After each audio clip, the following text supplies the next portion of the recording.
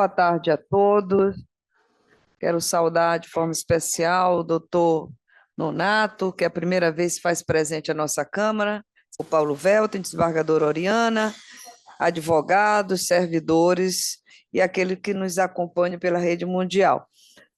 Eu pergunto se existe algum acréscimo, correção, retificação a ser feito na pauta da última sessão.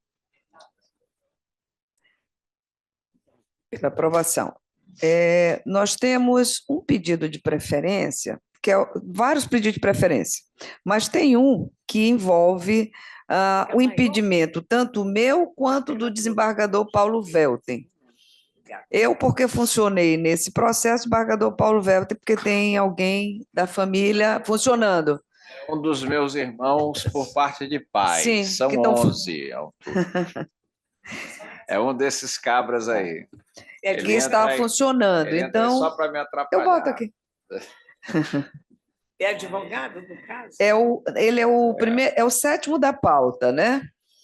Ele é o sétimo da pauta. E ele está... E nem eu, como disse, nem o desembargador Paulo podem funcionar. Acontece que os dois colegas que foram convocados, o desembargador Belchor e Luiz Gonzaga, e será presidido pela desembargadora Oriana, esse julgamento, o desembargador Luiz Gonzaga já entrou, né? Nem o desembargador Belchor? Então, a gente vai passar... Eu vou pedir uma certa... né? Eu vou pedir um pouco de paciência para o senhor advogado e vou para o segundo da pauta, que é o 11º processo. Eles também vão votar, nós vamos conhecer. Por quê? Esse aqui é coro estendido. Então, nós vamos para o terceiro da pauta, que é o 9º da pauta. O terceiro em ordem de preferência, né? Mas é o 9º da pauta. Deixe só eu chegar nele. É o 9º da nossa pauta. Bem, eu vou apregoar o processo, para a gente não perder tempo. É o 080-2027-53-2018, que tem como apelantes Domingas Batistas Farias e outros, e apelada a Vale S.A. Relatoria do desembargador Paulo Welten, a quem passo a palavra. Boa tarde, presidente, eminente procurador, doutor Raimundo Nonato, uma alegria também revê-lo, desembargadora Oriana, servidores, advogados e advogadas. Presidente, aqui é uma apelação interposta contra a sentença proferida pelo juiz da 2ª Vara de Buriticupu, que julgou improcedente a ação indenizatória por entender que o atropelamento por trem que ceifou a vida do filho e irmão dos apelantes, respectivamente, decorreu de culpa exclusiva da vítima. Essa foi a compreensão de Sua Excelência, o julgador de primeiro grau. Em suas razões, os apelantes, que são exatamente os pais e irmãos da vítima, sustentam que o acidente foi provocado por culpa da apelada, que descumpriu seu dever de vigilância e de garantir a segurança da ferrovia, pois deixou de edificar muros e cercas para impedir o acesso de pessoas e de promover a sinalização da ferrovia. Requer a reforma da sentença, a fim de que a recorrida seja condenada ao pagamento de indenização por danos morais. As contrarrazões foram juntadas aos autos, no ID de número que aqui menciono, em síntese, o relatório.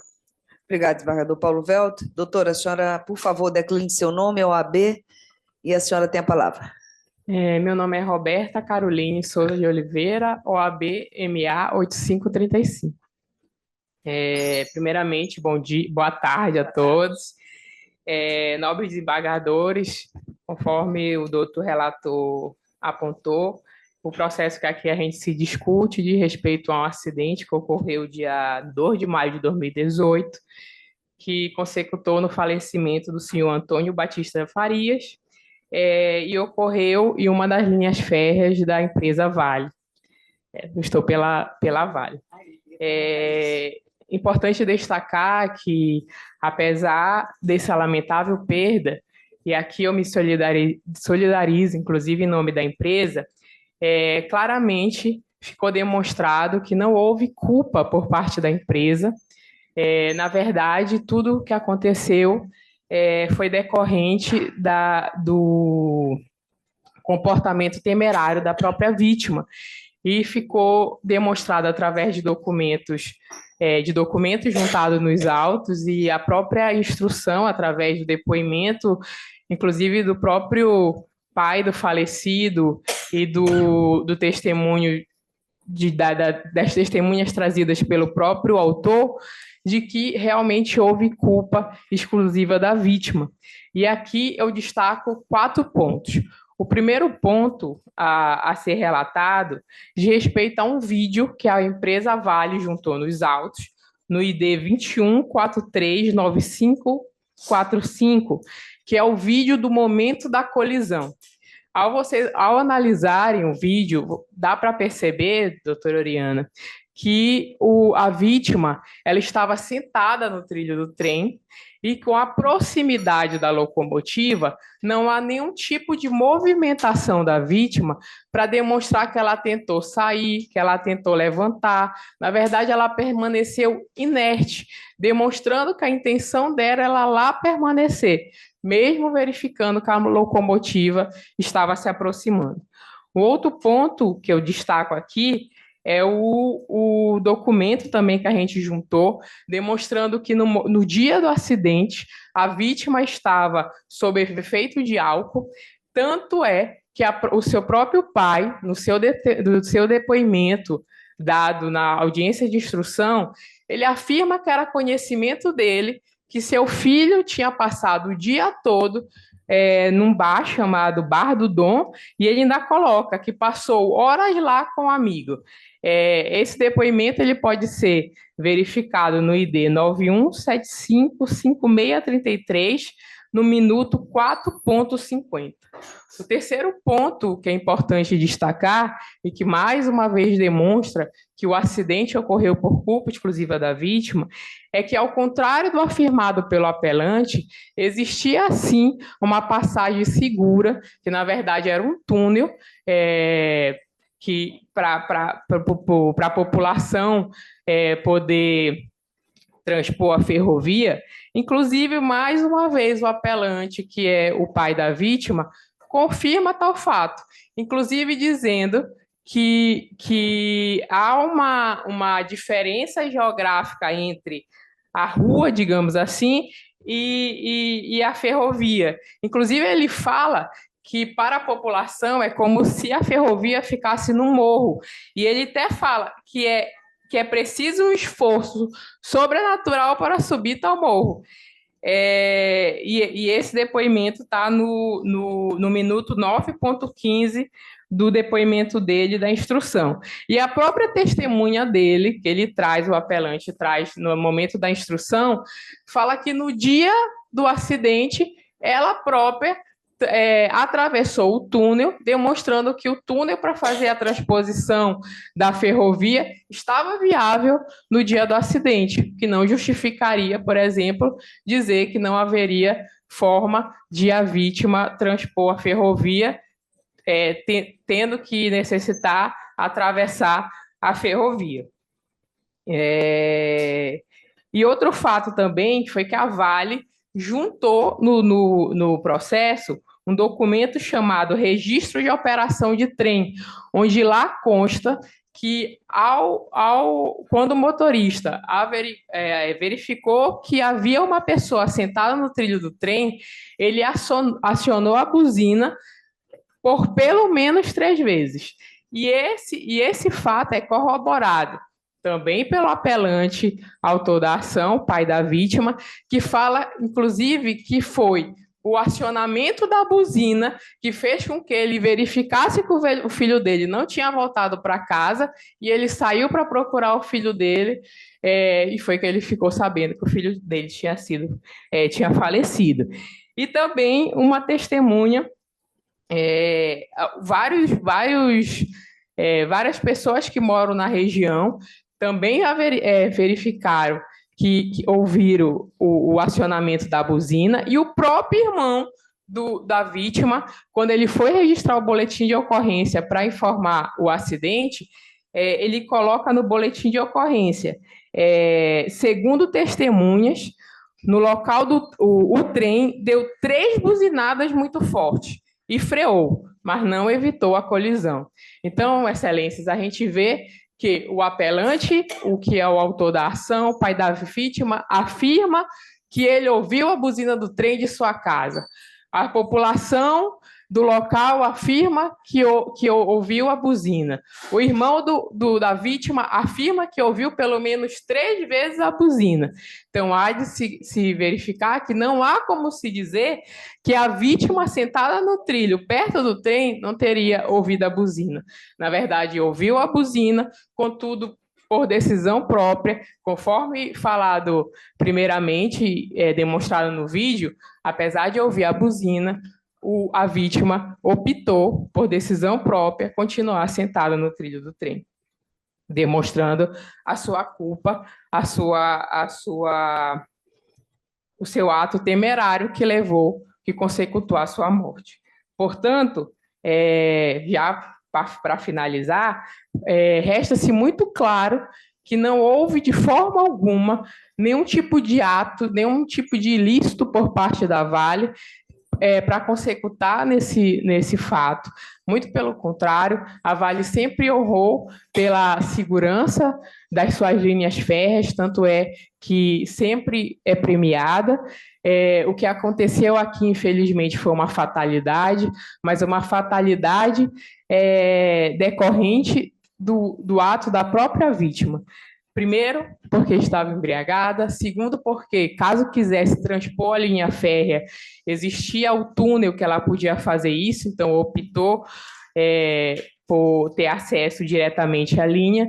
E terceiro, porque ela sentou no trilho do trem, conforme demonstrado no vídeo, e lá permaneceu, apesar do motorista do trem ter acionado a buzina para chamar a atenção da vítima para ela sair do trilho. Mesmo porque, caso tivesse sido realmente um acidente, a vítima teria tempo, porque o trem estava em baixa velocidade e que se ela tivesse levantado para sair, teria dado tempo.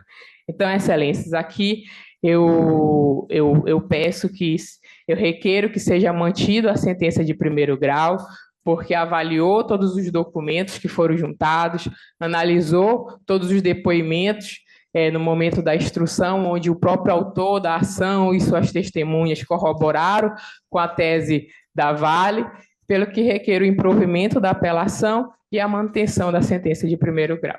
Obrigado, doutora. Obrigado. Senhor procurador? Senhora presidente. Liga. Está ligado. Senhora presidente, nobre relator, esse processo não foi ao Ministério Público, então não há como o Ministério Público possa se manifestar aqui, até por uma questão de honestidade, com o que sempre fizemos, de nos manifestarmos conhecendo o processo. Como nós não conhecemos o processo, não foi ao Ministério Público, não há manifestação do Ministério Público. Senhor relator? Presidente, eu até aqui quero informar ao doutor Raimundo Donato que eu já estou encaminhando, porque havia uma orientação anterior, que era inclusive do próprio CNJ na inspeção, né, que os colegas poderiam ver à medida que houvesse a identificação de interesse público, encaminhariam. Mas eu já atendendo até uma demanda de um colega seu, não recordo o nome dele, quem foi, eu já estou encaminhando. Esse caso aqui, eminentes colegas, eu agradeço primeiro a eminente advogada pela sustentação. Ele é muito simples, é muito objetivo. Doutor Belchior, boa tarde, caríssimo. O que nós temos aqui, presidente? Para começar, um tema de repetitivo, de número 517 do STJ, que diz o seguinte: a despeito de situações fáticas variadas, no tocante ao descumprimento do dever de segurança e vigilância contínua das vias férreas, a responsabilização da concessionária é uma constante passível de ser elidida tão somente quando cabalmente comprovada a culpa exclusiva da vítima. Então, eu trouxe o processo para prestigiar a adesão colegiada, porque é o que nós temos que ver, é se há aqui essa excepcionalidade para não responsabilizar a companhia. O julgado que nós temos aqui também, na linha de precedentes do STJ, da relatoria do ministro Luiz Felipe Salomão, no recurso especial de número 1.210.64 de São Paulo, diz o seguinte, presidente: no tocante, ou melhor, no caso de atropelamento de transeunte na via férrea, quando existente omissão ou negligência do dever, aqui que é o ponto alto, desembargadora Oriana, dever de vedação física das faixas de domínio da ferrovia com muros e cercas, bem como da sinalização e da fiscalização dessas medidas garantidoras da segurança na circulação da população.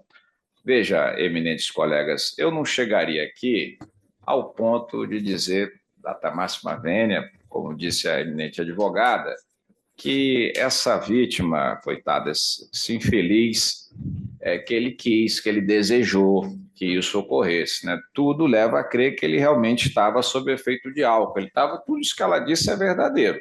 Ele estava sentado lá, o trem se aproximou, ele permaneceu. Agora a pergunta é: ele teria chance de sentar lá no trilho do trem se a Vale tivesse cumprido esse dever? Eu até se posso fazer esse critério, já vou ter aqui com Vossa Excelência bem explicado, mas quem estaria bêbado não toma decisão de sair e de levantar.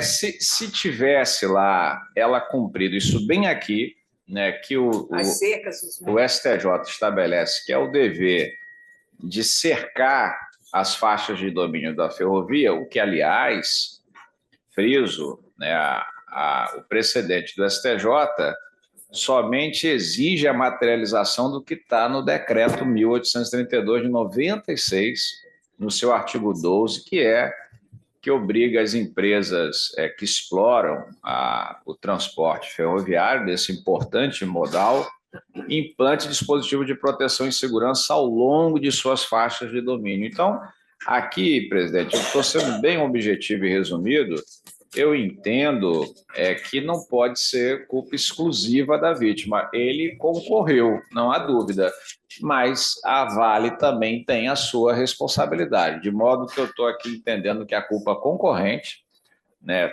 Ele, porque adentrou a ferrovia e ficou sentado lá realmente, né?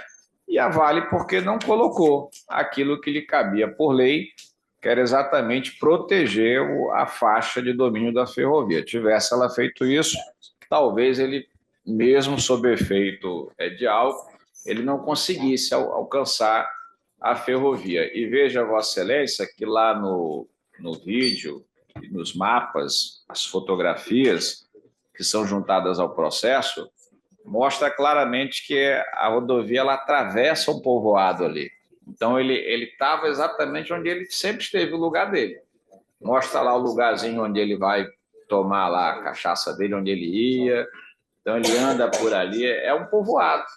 De modo, presidente, que eu aqui estou apresentando como solução a aplicação de outro precedente do STJ, em quase tudo semelhante a esse, né, em que Sua Excelência, o ministro Raul Araújo, no julgamento do agravo, no ARESP de número 1.641.710, considerou exatamente isso, né, a culpa concorrente, considerando que a vítima se precipitou na linha férrea, mas que não havia essa proteção, né, esse elemento que impede o acesso das pessoas à ferrovia, e fixou a indenização em 50 salários mínimos para cada um dos parentes da vítima. Eu estou fazendo aqui exatamente a mesma coisa, só transformando o valor de 50 salários no valor atual, que é R$ 70.600.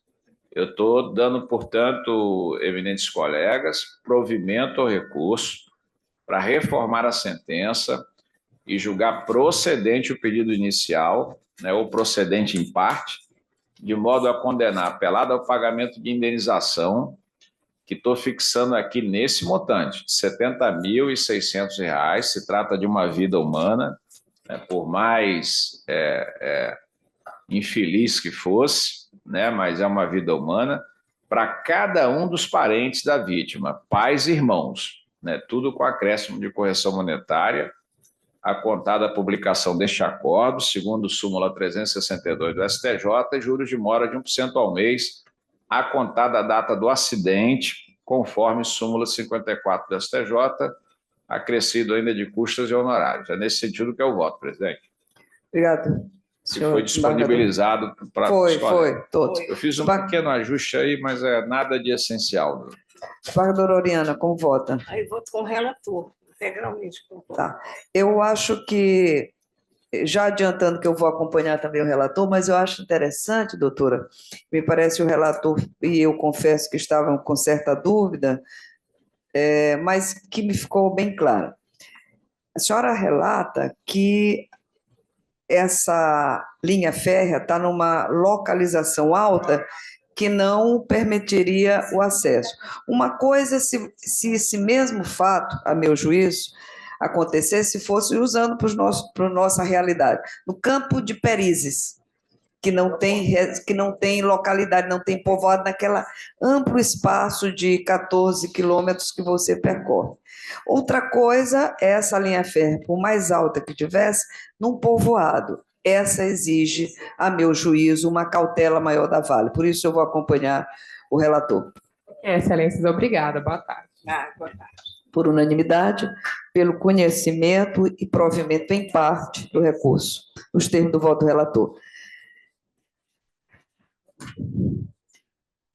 Já estão, né? Então, vamos voltar para o primeiro da pauta, em que há impedimento meu e do desembargador Paulo Velten, e passo, portanto, a presidência para a doutora Oriana. É o 7º da nossa pauta física, mas é o primeiro em pedido de sustentação. A senhora pode anunciar, doutora, fique à vontade, comande a sessão.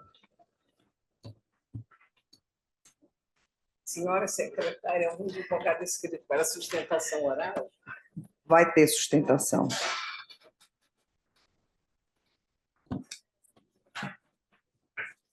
Uhum. Aplicou o processo número. Era bom falar. Está no microfone gravado. Tá.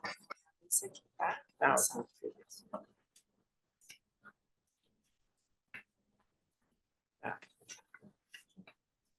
O senhor requer desistência, porque o voto do relator é a seu favor.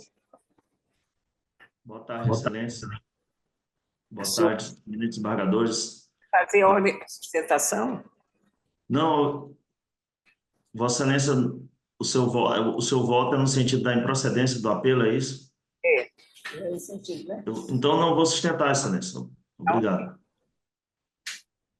Em virtude do impedimento declarado pela desembargadora Sônia e desembargador Paulo Velten, foram convocados os desembargadores Belchor e Luiz Gonzaga. Então, o doutor Belchor está presente. O doutor Luiz Gonzaga está na sala? Está.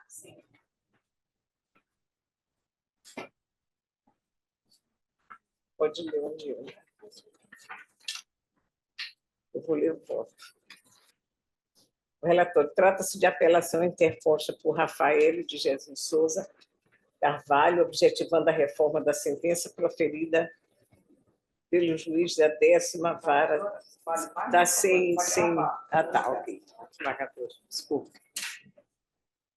Pelo juiz da 10ª vara civil da comarca da Ilha, que julgou improcedentes os pedidos constantes da ação de missão de posse nos seguintes termos: ante o exposto nos termos do artigo 487, inciso 1º, do Código de Processo Civil, julga improcedente o pedido de missão na posse formulada pela autora, ao tempo em que, reconhecida a simulação, declaro a nulidade do registro de transferência do imóvel de matrícula 42089, realizado em 28 de junho de 2016, à senhora Rafael de Jesus Souza Carvalho.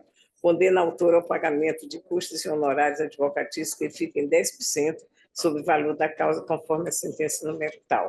Em suas razões recursais, no ID 34589612, a apelante sustenta,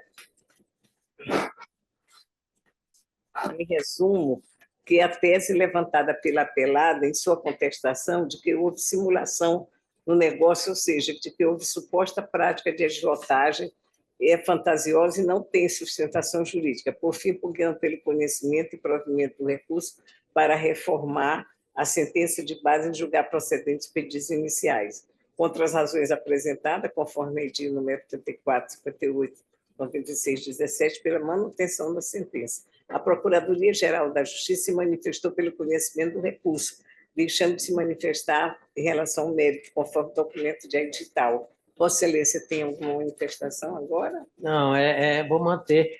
Eu só queria aqui, porque na pauta saiu aqui Procurador de Justiça Raimundo Nonato Carvalho Filho.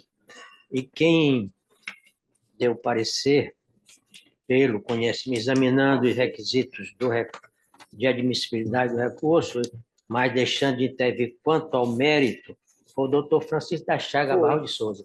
Só para corrigir, porque a pauta saiu meu nome. Francisco Barros? Aqui vem. Pensei que vocês colocassem quem...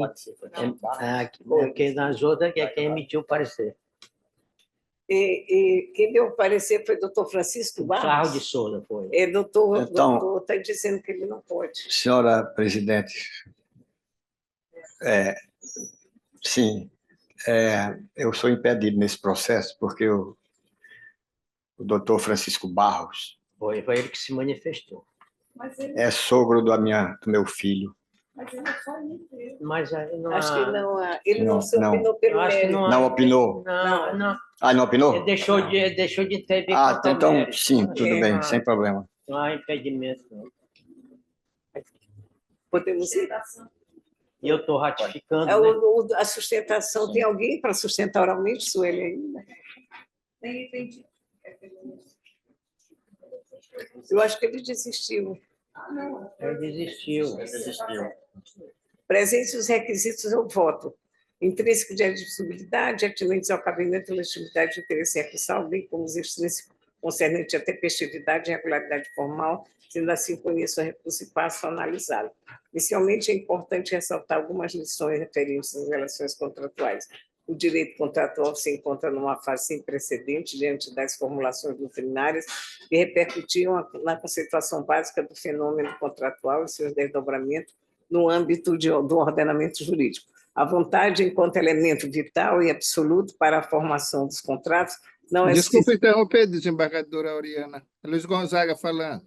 Foi não. Eu já notei que, eu acho que todos já lemos o seu voto, que está no sistema, e o doutor Raimundo Lemos se absteve de defender. A senhora bastava ler a ementa que dá o suficiente. Vou ler a ementa, então.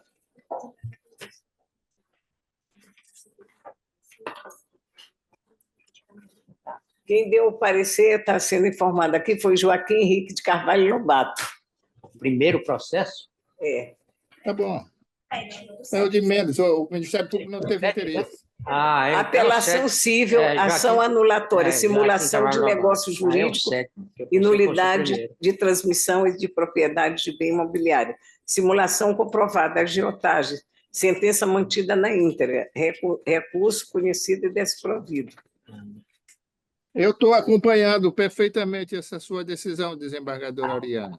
Como vota doutor Belchior? Posso perguntar, né, doutor? Do mesmo modo, eu li aqui o voto já com bastante atenção. Antes, já tinha lido e agora reli, e eu acompanho o voto de Vossa Excelência. Excelência, só uma questão de ordem, posso? Presidente, desembargadora Oriana, uma questão de ordem. É o advogado? Sim, doutor, o advogado. Não, doutor. Posso? Pode. Pois bem, é só numa questão. Conforme o tema 1059 do STJ, é sabido que, em casos em que a apelação é julgada monocraticamente ou pelo órgão integralmente desprovido ou não conhecido pelo tribunal, é concedido a majoração da verba sucumbencial. No caso, na sentença, foi foi dada no patamar de 10%. Nosso pedido era apenas no sentido, conforme esse tema do STJ, a majoração de 10% para 20% no valor da causa, conhecido pela magistrada, que proferiu a sentença. Eu não tenho nada contra, vamos ver os outros colegas. Eu acato o nosso pedido e passo para Eu achava que a senhora deveria aumentar para 15%. Estou de então acordo. eu acolho de doutor Luiz e fico com 15%, doutor, acho que é razoável. Doutor Belchão. Acompanho, Vossa Excelência. Por não. Obrigado. Boa tarde. Eu proclamo por unanimidade o recurso reconhecido, mas desprovido, e com a verba aumentada de 10% para 15%. Pronto, está ótimo. Ok. Resolvido isso, né? Vamos ao processo, a próxima preferência. Eu já tenho alguma participação, presidente? Tem desembargador nesse próximo, exatamente nesse, porque é um quórum estendido. Então tá bom, estou aqui. Tá, eu vou apregoar o processo. É o 080, 2022, 58, 2023, que tem como partes Dominga Costa Gomes, José Arnaldo Gomes Costa e Equatorial Maranhão. Há um pedido de renovação de sustentação, né, por conta do quórum estendido. Esse processo, a desembargadora Oriana entendeu pelo deferimento do pedido feito pela Domingas Costa e José Arnaldo, eu, desembargador Paulo Velten, divergimos por entender que a Equatorial nada mais fez que exercer um direito, mas como voltou para sustentar para quórum estendido e há um pedido de sustentação renovado, que ele é facultado pelo regimento, eu passo de novo a palavra à desembargadora Oriana para depois passar aos advogados para que os colegas convocados para o estendido possam votar. Eu mantenho a emenda, a apelação civil ao consumidor, ação declaratória de existência de débito. Ela vai sustentar de novo, era só o relatório, por enquanto. Que ela vai fazer nova sustentação.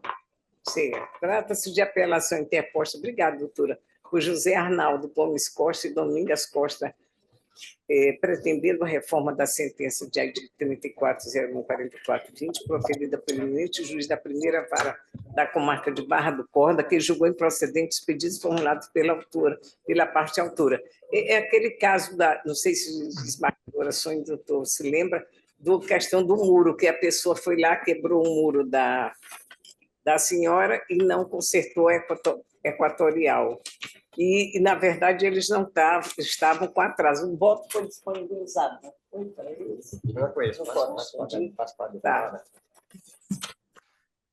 Já entendi o relatório. Apelante, em síntese, conforme.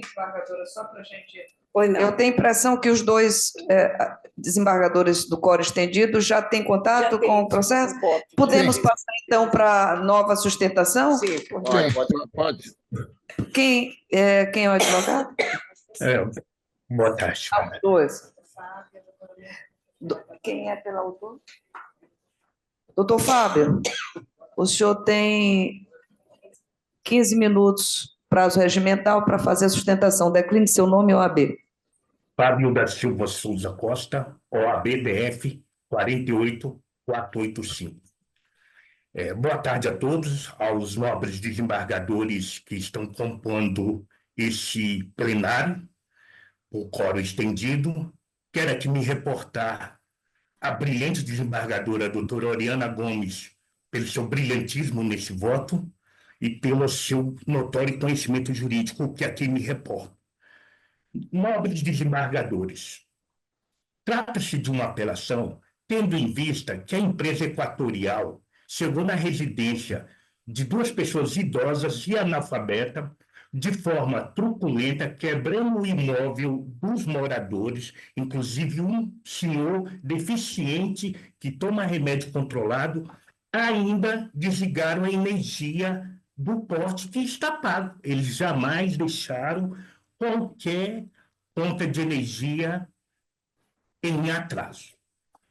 O que acontece? No mesmo sentido que ocorreu o fato, a proprietária, uma pessoa humilde, analfabeta, uma idosa, foi orientado a procurar a Equatorial para que a Equatorial religasse urgentemente a energia e consertasse o serviço.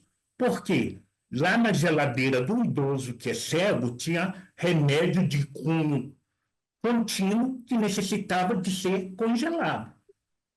Mas, infelizmente, talvez por ordem da empresa, as atendentes da Equatorial marcou lá no protocolo outros serviços, que tem uma aba por serviço de ligar energia, tem uma aba de negociação, mas não tem uma aba de construir o muro. E o muro estava prestes a cair. Então, o morador não continuar no prejuízo, ele mandou consertar por conta própria, porque a Equatorial demorou mais de 10 dias para poder arrumar o muro e, pasmem, demorou mais de 4 ou 5 dias para voltar à religação da energia. Ou seja, 2 idosos, um deficiente cego, ficaram praticamente uma semana sem energia. E, mesmo assim, foi orientada a registrar ocorrência policial contra a acusação que a Equatorial fizeram contra ele de furto de energia.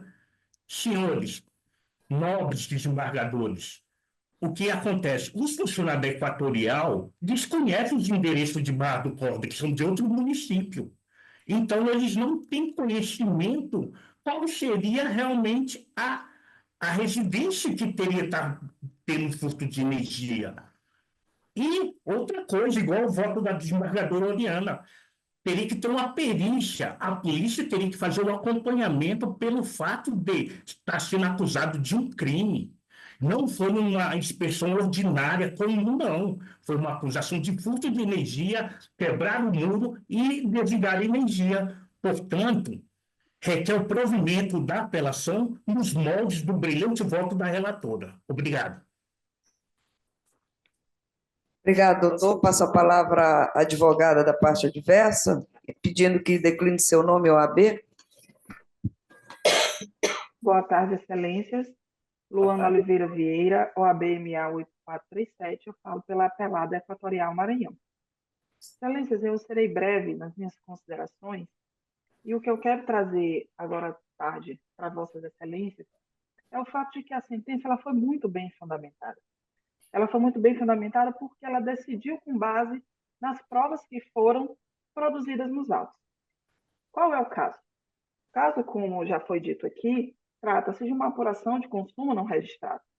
Esse procedimento é um procedimento previsto pela resolução da ANEEL. Daí porque a concessionária de energia elétrica agiu no mero exercício regular do seu direito. Ela tem o direito de fiscalizar os equipamentos de medição. Foi o que aconteceu no caso em comento. Não há o que se discutir a esse respeito.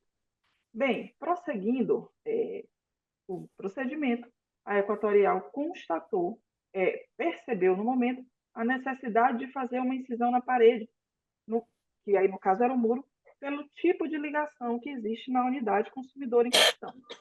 Essa incisão foi feita e a averiguação foi devidamente concluída, com o procedimento realizado todo nos termos da resolução da ANEEL.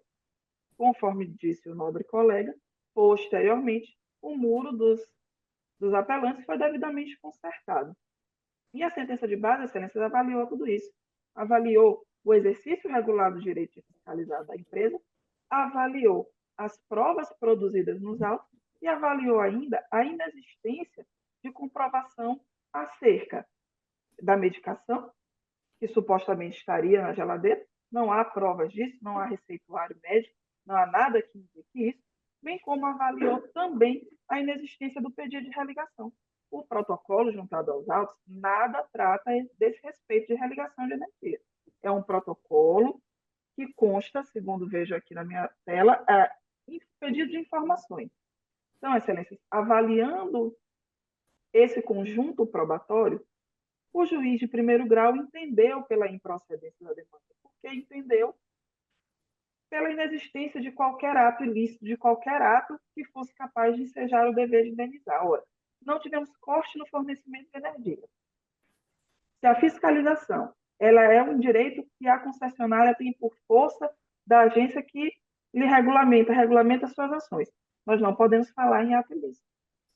Se não temos provas de ato ilícito e não temos provas de dano, de perda de medicamento ou de qualquer dano de ordem extrapatrimonial, e não tem essa prova também nos autos, não temos que falar no dever de indenizar. O vídeo que os apelantes juntam aos autos nada demonstra, nada comprova truculência, não comprova nenhum tipo de alarde, você não vê vizinhos na porta, você não vê prepostos com vozes alteradas. É um vídeo curto, mas que nada prova a respeito de qualquer situação que possa ensejar constrangimento ou dano de ordem extrapatrimonial. Então, Excelências, uma vez que inexistem provas do dano material, porque não temos prova da medicação, inexistem provas do dano extrapatrimonial, porque não houve corte nenhum, porque não houve nenhum tipo de constrangimento, nenhum tipo de perda, a sentença de base foi escorreita e merece ser mantida por Vossas Excelências. Essas são as considerações que eu gostaria de trazer. Eu agradeço a atenção de todos. Boa tarde. Obrigada, doutora. Como vota o desembargador Luiz Gonzaga? Muito bem, boa tarde a todos, mais uma vez. Eu quero só dizer o seguinte: diante das provas que estão nesses autos, eu vou acompanhar a divergência, pedindo vênia à relatora desembargadora Oriana. Obrigado, doutor Luiz Gonzaga. Como vota o desembargador Belchor? Do mesmo modo, senhora presidente, observando aqui, não houve esse dano, o voto divergente foi muito bem lançado e eu acompanho a divergência. Obrigada. Proclamo o resultado por maioria, pelo conhecimento e desprovimento do apelo, por parte dos apelantes. Vamos ao próximo processo. Doutores, muito obrigada. Próximo processo, que há pedido de preferência por parte do advogado, é o 4º da pauta e o 10º, não é isso? Sim, desembargador Luiz de França Belchor, eu sei que todos nós temos muita coisa a fazer. Eu quero agradecer muito a presença tanto do desembargador Luiz de França Belchor como do desembargador Luiz Gonzaga. Agradecer suas presenças e dizer que Vossa Excelência fiquem à vontade para permanecer ou sair. Coloco-me à disposição e até a próxima, se Deus quiser. Obrigado, desembargador. Presidente, eu também me coloco à disposição e aqui aproveito do presente momento para pedir vênia à desembargadora Oriana Gomes por eu ter acompanhado a divergência. Fato em que eu me omiti no presente momento. Mas isso faz parte, né? Isso faz parte, é assim que funciona. Faz parte. Como nós não somos parte em nenhum processo, não tem chateação. Ninguém é parte.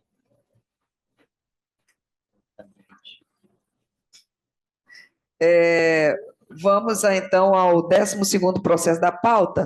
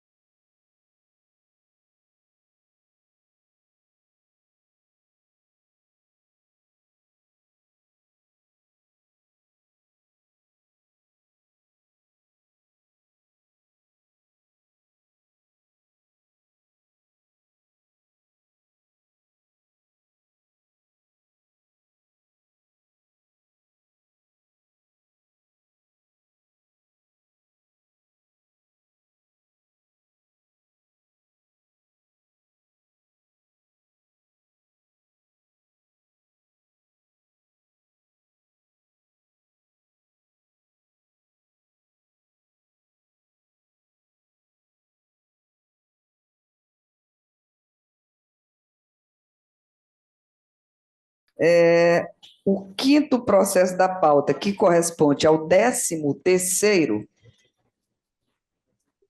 deixa eu ver aqui. O quinto da pauta e é o 13º, mas não é dessa pauta, é o 13º da pauta, o quinto em ordem de sustentação.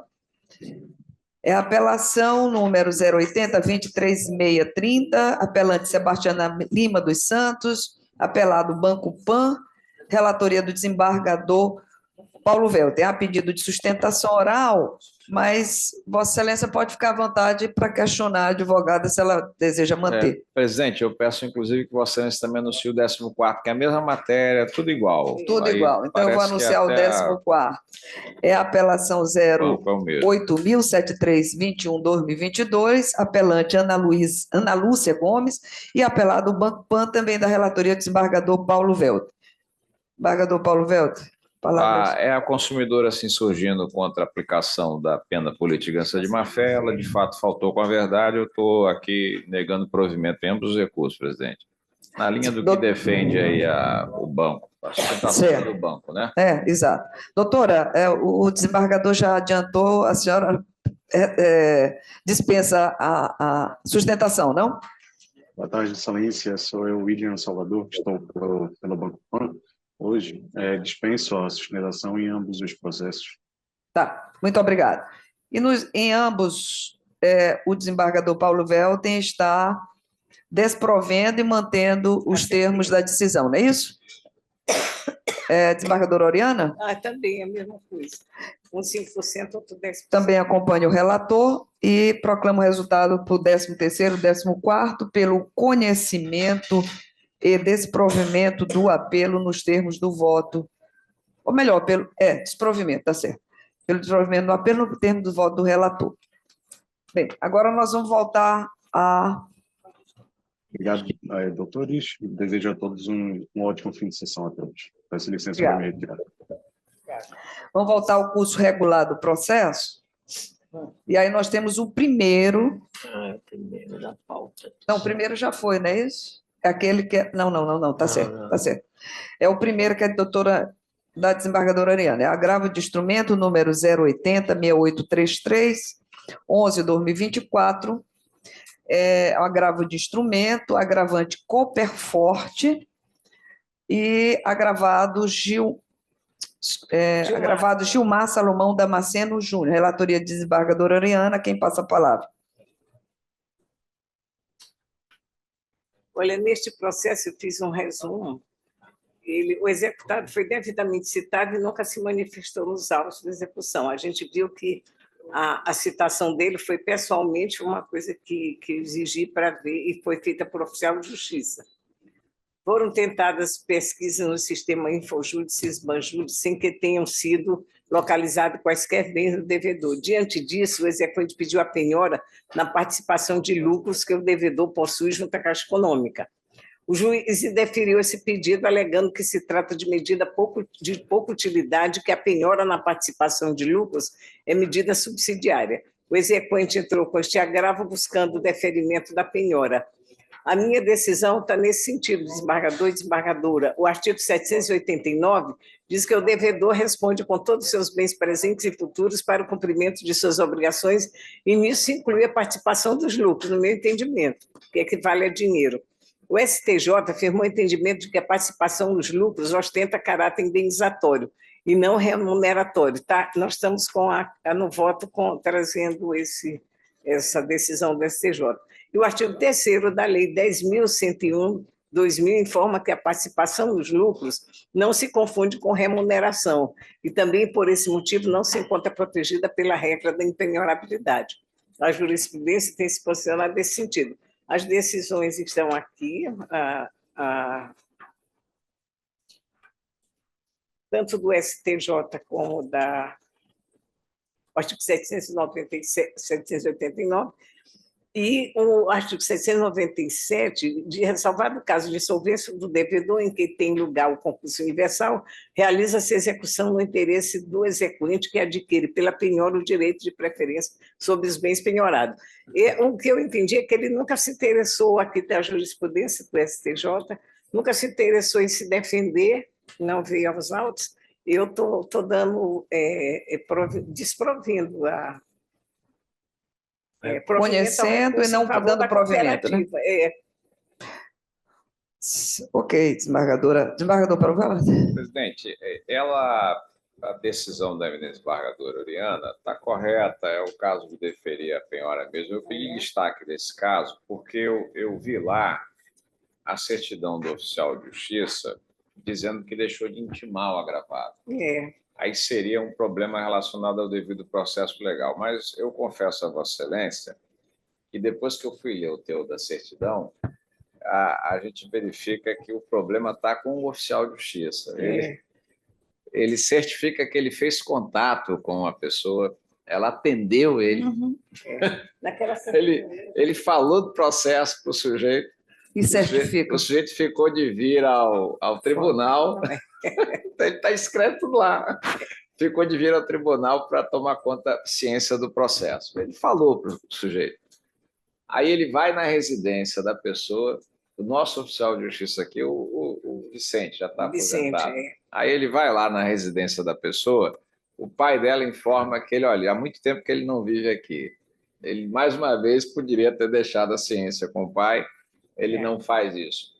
Depois, ele entra em contato com o sujeito mais uma vez, já é a terceira vez, portanto, e o sujeito se compromete a ir na residência dele, do oficial de justiça, para receber a intimação. Então, veja, não há dúvida que o agravado ele tomou ciência do processo. Sim. Agora ele bota lá na certidão que eu não fui intimado, né? Mas eu, considerando essas circunstâncias aqui mencionadas, eu estou acompanhando a desembargadora Oriana para dar provimento ao recurso e deferir a penhora. Aqui, se nós fôssemos, talvez aqui por um excesso de zelo, tentar aí uma intimação por edital ou algo do gênero, vai correr o risco dele eventualmente vender a participação acionária dele para frustrar a execução, né? Então, eu vou acompanhar a Sua Excelência Relatora. Eu também vou adiantar que eu acompanho a relatora. Só queria fazer uma parte, desembargadora, que se a senhora talvez pudesse refletir e acrescentar. Ele, na verdade, ele não vai discutir a impenhorabilidade, penso eu, do título, ou do crédito, melhor dizendo, do crédito que é penhorado, que são os lucros da sociedade, da Caixa, né? Alguma coisa que ele tem. O PLR. São os lucros. Ele não vai discutir muito bem isso, penso eu. Mas sim, ele vai se defender dizendo, primeiro, da intimação, e segundo, de que a constrição desse crédito ela é indevida porque não tentaram outras. 5 anos. 5 anos tentando. Doutora, tem lá umas coisas que eles foram se juntos por... Não, eu concordo. Eu acho que, na verdade, a linha em que ele se defende, até para talvez não ter talvez acrescentar isso, que a linha que ele ataca essa penhora, não é bem a penhora, ele ataca o fato de que deveria ter sido tentado a penhora de outros bens. Vossa Excelência, entendeu? Entendi. A penhora de outros bens. Eu também fiquei em dúvida. E aí eu acho que talvez fosse acrescentado para que ficasse mais na linha do que ele, para não dizer que se foi para uma decisão. Mas está muito claro que as tentativas já foram feitas. 5 anos ele corre da justiça. Eu acompanho Vossa Excelência com essa ressalva. Obrigada. Proclamo resultado por unanimidade, pelo conhecimento e desprovimento do apelo, nos termos do voto da relatora, com as ressalvas, ora feita pela desembargadora Sônia Amaral.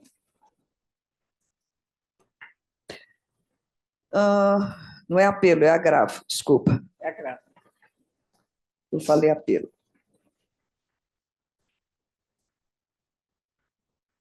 Vamos aqui à próxima, segundo da pauta, É a apelação número 086-240750.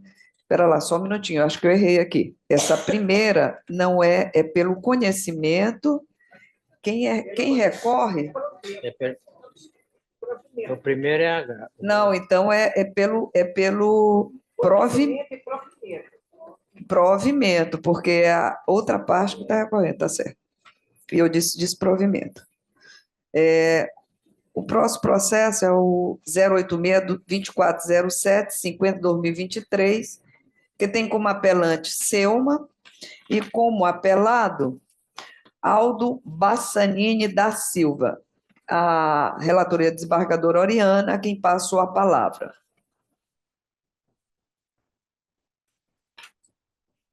O relatório trata-se de apelação civil interposta por Selma, associação de ensino superior, pretendendo a reforma da sentença de AID 3551/9839, proferida pelo eminente juiz da 9ª Vara Civil da comarca da Ilha de São Luís, que julgou procedente os pedidos formulados pela parte autora. Desembargadora, posso lhe interromper rapidamente? Pode é porque eu acho que nós já lemos o relatório. Já. Se a senhora dispensasse... Eu posso dispensar o relatório. E fosse no voto, né? Logo seria mais interessante. Vamos lá. Inicialmente, observo que ele preenche os requisitos. No mérito da análise detida dos autos, verifique que a questão de fundo versa essencialmente sobre a regularidade da matrícula do apelante no curso de Direito através do financiamento estudantil FIES. A par disso, analisando detidamente os fundamentos da decisão recorrida, vejo que o magistrado proferiu com base nos fatos e documentos anexados pelas partes, dos quais é possível constatar que o demandante era aluno do curso de Direito na instituição requerida, sendo beneficiário do programa de financiamento estudantil FIES e teve seu acesso às aulas interrompido por suposta inadimplência do contrato, fato que gerou prejuízo ao demandante em razão da iminente perda do semestre letivo. Ele saiu da escola, pagou o FIES e depois voltou e está cursando normalmente. Em suas razões recursais, o apelante limita-se a alegar que o apelado não comprovou seu direito alegado, sob fundamento de que não estava matriculado no semestre em razão do cancelamento do seu contrato de financiamento por falta de aditamento e renovação do instrumento. Aduz ainda que o aditamento é de responsabilidade do aluno e o apelado teria deixado de realizá-lo no prazo estabelecido, que culminou na não renovação da matrícula. Ressalto ainda que a concessão da liminar se deu em março deste ano. Deve ser março deste ano, já lá estando apelado, cursando o referido curso desde o início deste semestre, evidenciando assim a alicerçada situação em voga em face do decurso do tempo.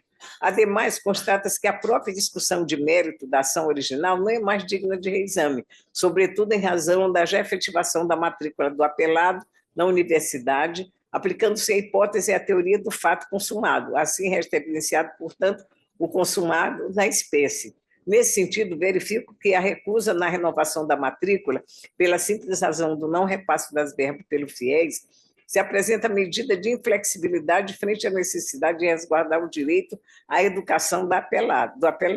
Registro que a oposição, ora adotada, encontra respaldo na jurisprudência majoritária de cortes superiores. Vejamos. Exame necessário, mandado de segurança, instituição de ensino superior, matrícula negada, perda do prazo, ausência de prejuízo à universidade ou a outros alunos desse provimento. Não é razoável, exceto o desembargador Francisco Oliveira Filho, julgado em 14 de 8 de 2007. Não é razoável obstar o acesso ao ensino por meio de negativa de matrícula, tão somente em virtude da perda do prazo para pagamento de valores e de tarará. E eu tenho também decisões já desta magistrada que foi confirmada por esta casa há muito tempo nesse sentido. Com efeito, apesar da intempestiva a tentativa de matrícula do aluno, entendo que a negativa da faculdade requerida impediu o apelado de cursar o curso de Direito demonstra-se relevante a fundamentação trazida pelo Selma. Por fim, ressalto que não há como admitir que uma norma interna da faculdade contraponha-se a um comando do texto constitucional, artigo 205 e 206 da Carta Magna, cumprindo ao Poder Judiciário extirpar ainda que liminarmente qualquer entrave. Aí lá diz, cabe ao Judiciário expungir qualquer entrave administrativo de acesso à educação em qualquer de seus níveis, máximo e por ser direito de todos, esculpido no artigo 205 da Constituição Federal, não se podendo olvidar também que o juiz, na aplicação da lei, deve atender aos seus fins sociais e exigências do bem comum. É juiz Nepomuceno Silva, de Minas Gerais. Em tais condições, nos termos da fundamentação, conheça e nega o provimento ao recurso, mantendo na íntegra a sentença de base. É como voto. Obrigada, desembargadora Oriana. Com o voto, desembargador Paulo Velto. Por que Está desligado. eu pedi o destaque desse processo, viu, desembargadora Oriana? Esse aluno, que é o apelado, o Aldo Bassanini da Silva, veja a situação. Ele tentou fazer a rematrícula, né, no curso de Direito. Ele, inclusive, menciona que já teria feito aí há pelo menos 2 semestres. Né?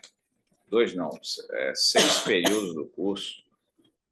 Aí o Selma teria se recusado a fazer a rematrícula dele. Então, veja, o que a instituição aqui está pedindo que o tribunal revise é exatamente a configuração desse ato, se ele caracteriza um ilícito ou não. O que a instituição diz? Olha, ele é aluno da instituição, mas é aluno financiado pelo FIES. E para ele, portanto, ter a rematrícula, ele tem que corrigir primeiro lá o problema, a pendência que ele tem lá na Caixa Econômica, quem faz a gestão desse fundo, de modo que ele precisa primeiro pedir a suspensão do financiamento, lá que ele deixou para trás. Depois, corrigido isso, a instituição vai e faz a sua rematrícula. Então, veja, não foi uma recusa, ao meu aviso, desembargadora Oriana, pedindo todas as vênias, indevida. Ela foi justificada. Eu aqui até me inclinaria a acompanhá-la com relação à questão da determinação da rematrícula, por isso que eu pedi o destaque, na suposição de que o Selma deveria ter informado isso para ele. Né? Aí seria aquele dever lateral, o anexo de informação que a instituição poderia chegar a explicar para ele. Mas veja, na petição inicial, ele mesmo disse que o Selma informou para ele. Eu vou fazer a leitura do trecho que interessa. Abro aspas. Ocorre que, por motivos de ordem pessoal, o requerente contraiu débito junto ao FIES em 2022.1, ou seja, o primeiro semestre de 2022, e não conseguiu se rematricular para cursar o 7º período em 2022.2, motivo pelo qual trancou o curso. Ele fez isso.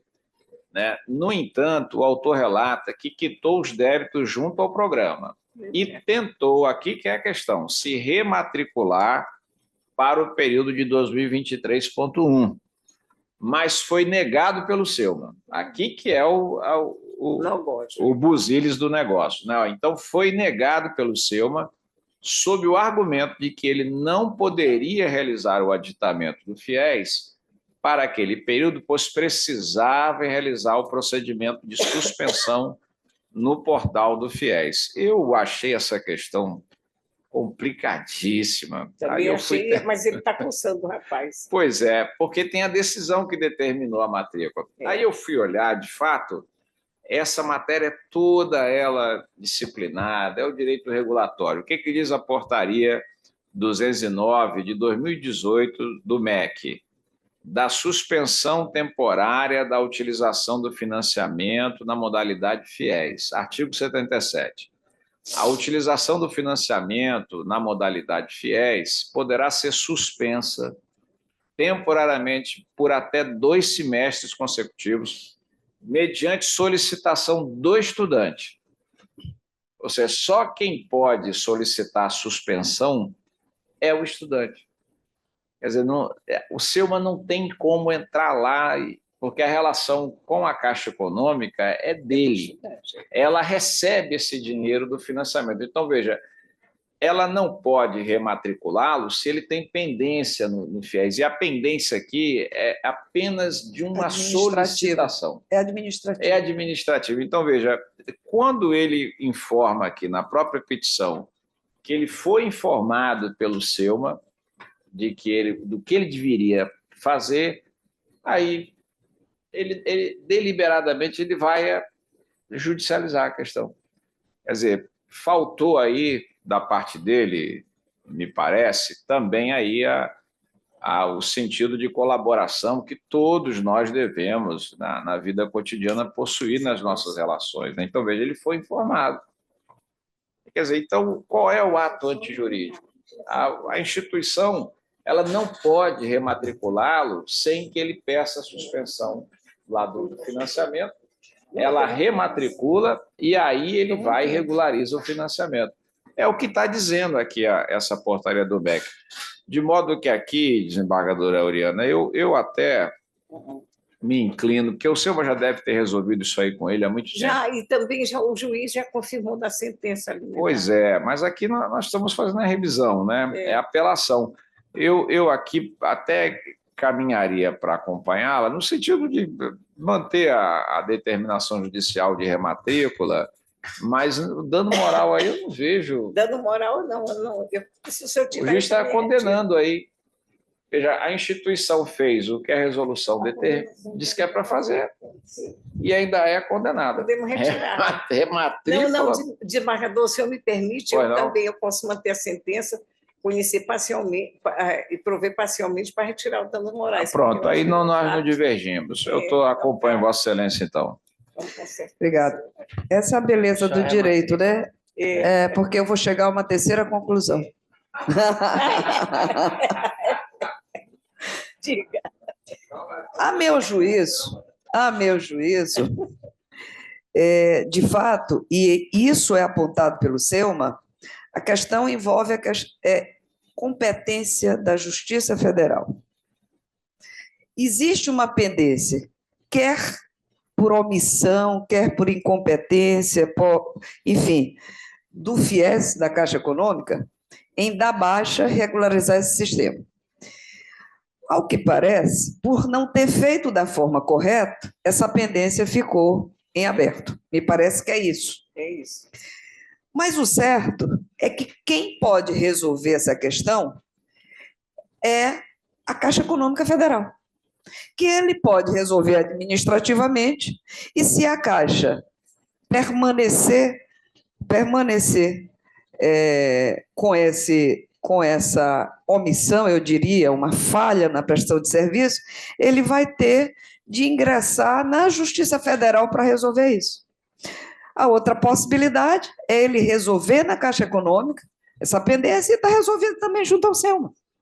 Mas o certo é que se envolve, e como está demonstrado, uma pendência junto ao FIES, a jurisprudência ela é dominante no sentido de dizer tem alguma pendência junto ao FIES, seja uma pendência real, seja uma pendência por omissão da Caixa Econômica nessa parte burocrática, a competência é da Justiça Federal. E aqui eu trago para colação uma decisão do desembargador federal Cid Marconi, agora recente, ele dizendo, só o trecho que interessa. Ainda que o óbice ao aditamento do contrato do FIES, da agravante, tenha sido imposto pela instituição de ensino superior, que aqui seria, ele entende isso, deve a Caixa Econômica Federal, na condição de agente operador do FIES, e aí ele cita o artigo de lei, permanecer no polo passivo da demanda, eis que no processo de aditamento se exige a participação tanto da instituição de ensino superior quanto da Caixa. É porque o FIES é ligado ao MEC. A meu juízo, olha, é o Siri se metendo em conversa, eu acho que ele tem um quarto voto. Nesse sentido, é que parece-me incontrovérsia que, por não ter o autor seguido a burocracia administrativa, digamos assim, para mesmo quitando, vamos supor que ele realmente não tenha nenhum débito, nenhuma inadimplência ao FIES, existe um procedimento a seguir. E ao não proceder de forma correta, isso vai continuar essa pendência. Aqui eu acho que não, Márcio Bavelli, ele já resolveu. Já resolveu. Aprova nesse sentido? Ele já resolveu, já está rematriculado.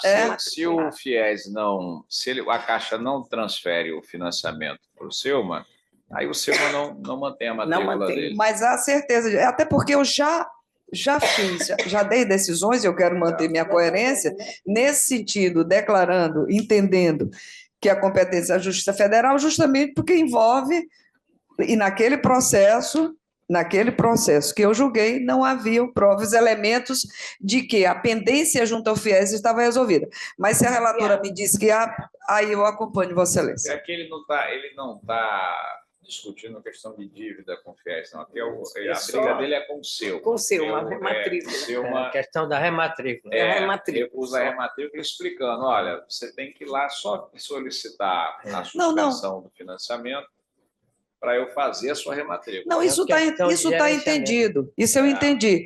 O problema foi resolvida a questão com o FIES? Porque se não foi resolvida, essa pendência persiste. E se essa pendência persiste, ou ele resolve administrativamente, ou ele ingressa em juízo contra a União. Federal mesmo. Mas está resolvido. Bem, então eu acompanho Vossa Excelência com as modificações introduzidas pelo embargador Paulo Welter no que diz respeito aos danos morais. Por unanimidade, pelo conhecimento e provimento parcial do recurso. Terceiro processo da pauta é o processo é uma apelação 080-2006-22-2023, que tem como partes a apelante administradora do consórcio nacional Honda, apelado Bruna Catelin Soares Silva Cardoso. Bem, essa questão, e eu sei por que o desembargador Paulo Welter, porque o desembargador Paulo Welter pediu destaque, nós vamos direto ao fato. Nesse caso aqui, é uma ação de busca e apreensão em que o juiz Acó entendeu que não tinha sido constituída a mora porque estava naquela situação de não procurado. Não procurado. Não procurado, quando você vai pesquisar nos Correios, é a situação em que a parte não tem um serviço de correio regular pela localidade que reside, e ele tem a obrigação de se fazer presente aos Correios e buscar a correspondência. Essa é o que significa não procurado. Bem, nesse sentido, a gente manteve a decisão, como de outras vezes, apesar de ter sido discutido essa mesma questão, e a gente foi buscar, para reforçar o entendimento, decisões do STJ. E, nesse contexto, há decisões recentes e reiteradas, e aqui eu cito uma do dia 28 de maio de 2024, da lavra do ministro Humberto Martins, que confirma exatamente o que eu estou a justificar aqui. Diz o ministro Humberto Martins que a expressão não procurado significa que o endereço foi localizado, mas após três tentativas frustradas, ele corrige mais, o destinatário recebeu o aviso para buscar sua correspondência na agência dos Correios, porque tem as duas possibilidades, mais próxima da sua residência, e não se fez presente. E aí ele vai concluir, o ministro Humberto, que essa decisão de considerar como constituída a mora está caracterizada nos termos da tese do tema 1132 do STJ. Isso é uma das decisões. A outra decisão, no mesmo sentido, é do ministro Marco Buzzi. Essa decisão é de 14 de junho, agora, recente, de 2024, e ele vai reforçar o mesmo entendimento, dizendo que Havia a obrigação, portanto, da parte se fazer presente em cartório para buscar a correspondência e o não o fez. É nesse sentido que eu tenho decidido. E agora, só para reforçar o que eu entendo, eu vou me valer de um conto do senador presidente José Sarney, que eu nunca esqueci. Ele disse que um homem passou sendo arrastado no cavalo e uma pessoa que estava assistindo disse: não se faz isso com o ser humano. Mata, mas não humilha. E o cara gritou de lá: eu prefiro ser humilhado. Por que eu estou dizendo isso? Porque eu temo que, se a justiça entender que o não procurado não constitui mora, é possível, e eu faria, que os bancos deixem de fornecer empréstimo para essas pessoas. Apesar, repito, do STJ ter deixado bem claro que o não procurado tem outro sentido. De sorte que eu estou mantendo o voto, mas quero ouvir meu nobre colega, ou meu caro colega, como diz. Essa questão aí, presidente, veja, nós estamos aqui sendo confrontados com precedentes do STJ, né? Sim.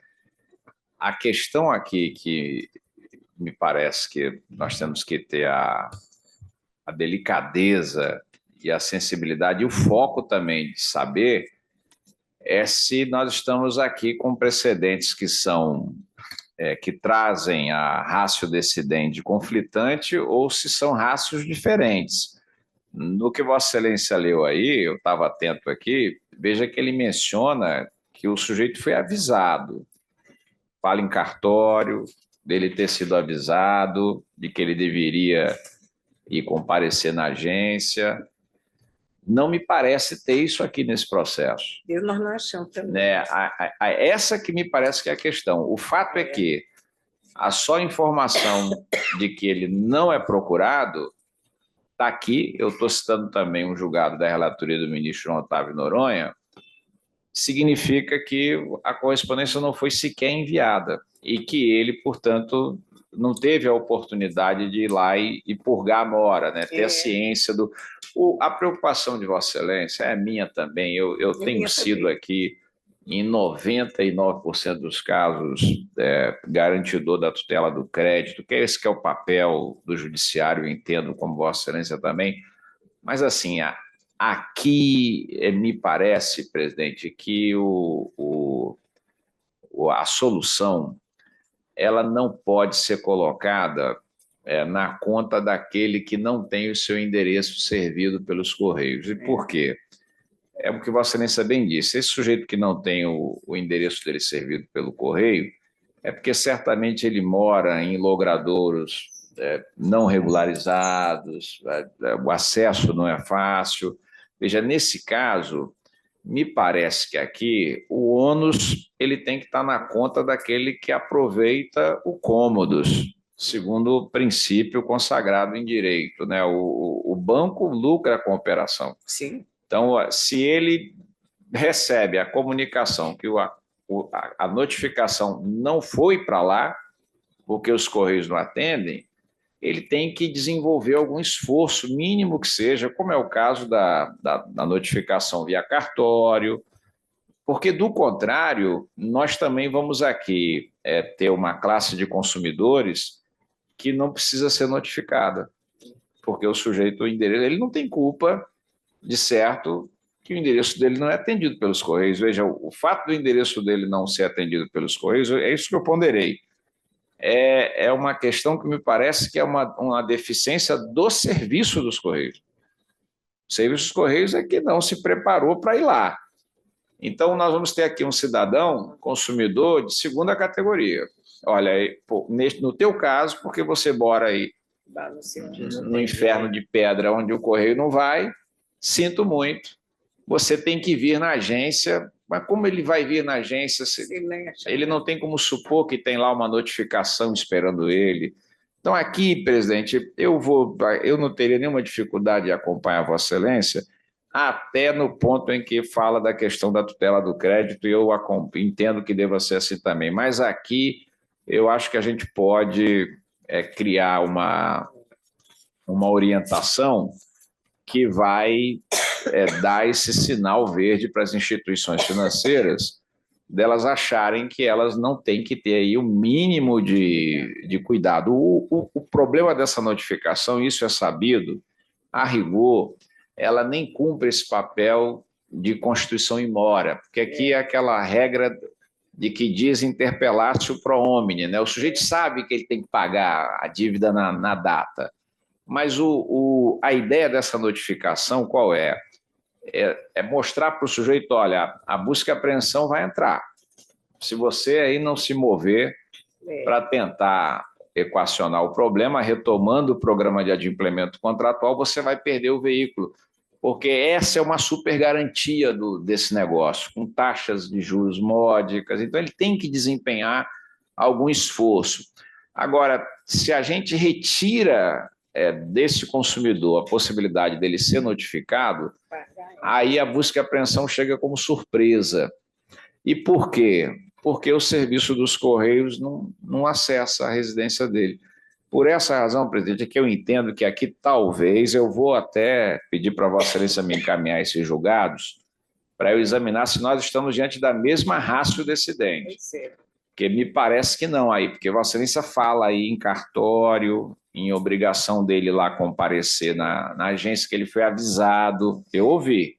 Não, sim, porque eu fico atento. Não, desembargador, eu vou voltar. O Humberto Martins faz alguma distinção nesse sentido, mas o ministro Marcos Buzzi, ele não faz essa distinção, ele entende que o procurado é uma categoria passível de constituir, de preenchimento de requisito no sentido de considerar a busca e apreensão.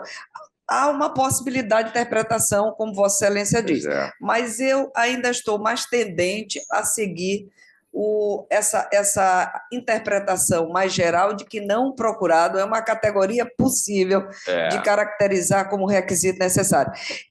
Vamos fazer o seguinte, eu já sei a votação da desembargadora Oriana, que vai seguir Vossa Excelência. Não falou nada ainda. Eu não sei, eu vou ter que divergir dos dois, se for caso.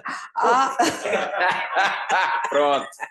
Agora, 11h32, Vossa Excelência inaugurou a moda agora. Eu já tenho o Decreto-Lei 911, esse decreto, para mim, nem foi recepcionado pela Constituição. Deixa aí já. Porque a Constituição... Mas isso já é tema repetitivo. Né? Sim, mas eu não concordo, eu aceito, mas não concordo.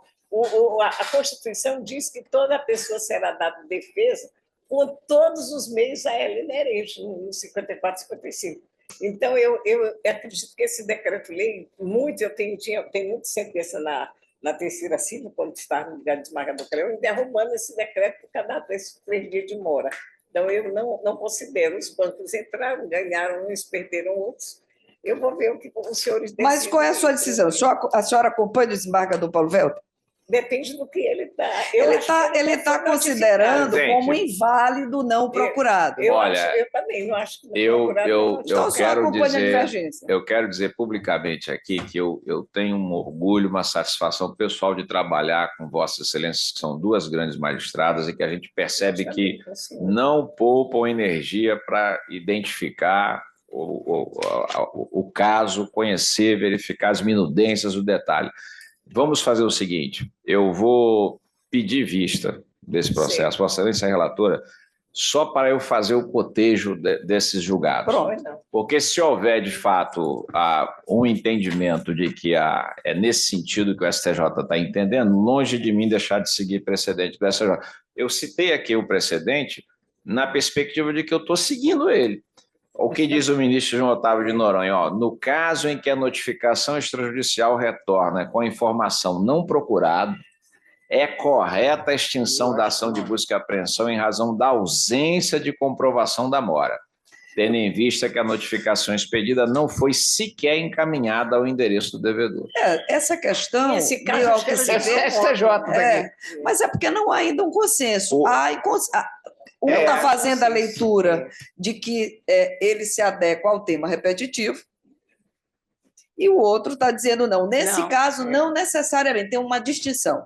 É que aí, como Vossa Excelência falou de cartório, o que acontece em algumas situações, não são todas, quando o banco não consegue sequer enviar essa notificação, ele fica na dúvida, ele faz a notificação via cartório, que aí lá o oficial do cartório vai.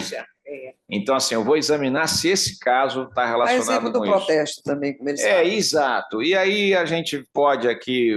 Então, nós vamos adiar. Fica adiado. Pode deixar. Aí eu vou pedir para Vossa né? Excelência me encaminhar esses precedentes para nós encaminharmos. Terceiro. Fica, então, adiado.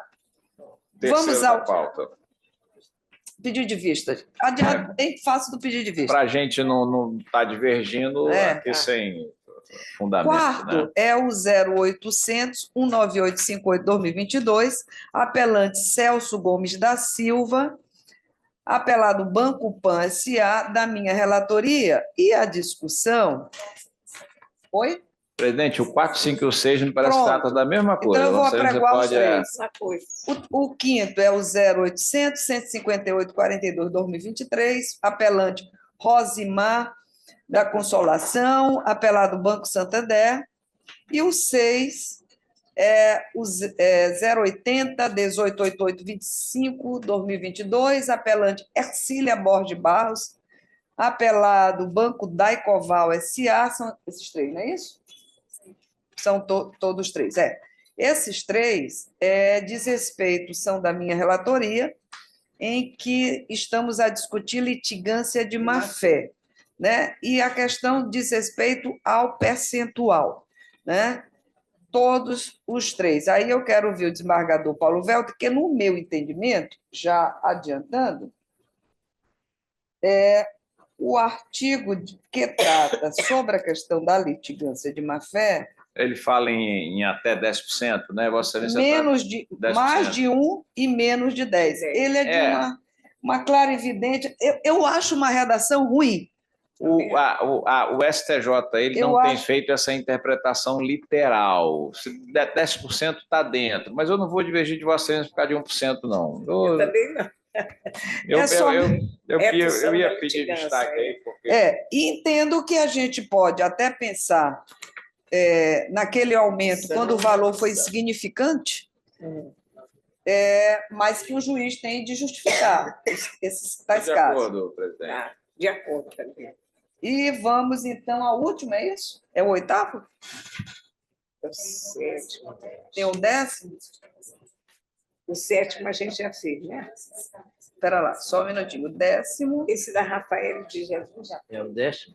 Não, o 6º, o 7º já foi julgado. O 8º foi adiado? Esse aqui é o quórum estendido.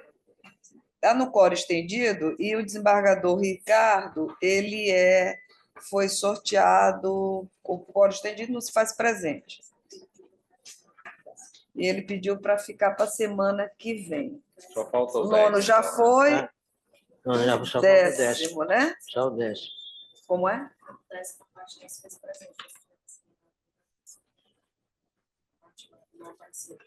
Tá certo. Mas, apesar da paz não ter aparecido, como eu sei que o pedido, na verdade, foi pedido de destaque pelo desembargador Paulo Velto, o 10º, não é isso? Eu sei, mas há também um pedido do desembargador Paulo Velto de destaque. Aqui eu tenho que conseguir. O 10? O 10. Não, tem aqui, destacado para presenciar o pedido do desembargador Paulo Velto.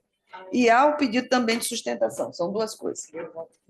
Então, esse 10, nós vamos rapidamente julgar. É a apelação 080 166364 2023, que tem como apelante José Rodrigues Ferreira da Silva, apelado Banco Bradesco S.A., e ele foi destacado para presencial em face da exigência formulada pelo juiz de comprovante de endereço. Eu estou de acordo com Vossa Excelência aqui, não sei por que eu fiz esse destaque aí. Eu devia estar sonhando, né? Então, de acordo, presidente. Eu entendo pela necessidade. Eu até dizer o seguinte: hoje em dia eu não posso, se for o juiz me pedir, me exigir isso, hoje em dia sempre. Eu não tenho como entrar com ação, porque tudo em casa é no nome do marido, então eu não tenho comprovante de residência. Se exigir. O juiz está exigindo isso e não é requisito, né? Não é. Bem, enfim, pela sentença anulada pelo provido por unanimidade. Qual? Mantendo a sentença por unanimidade.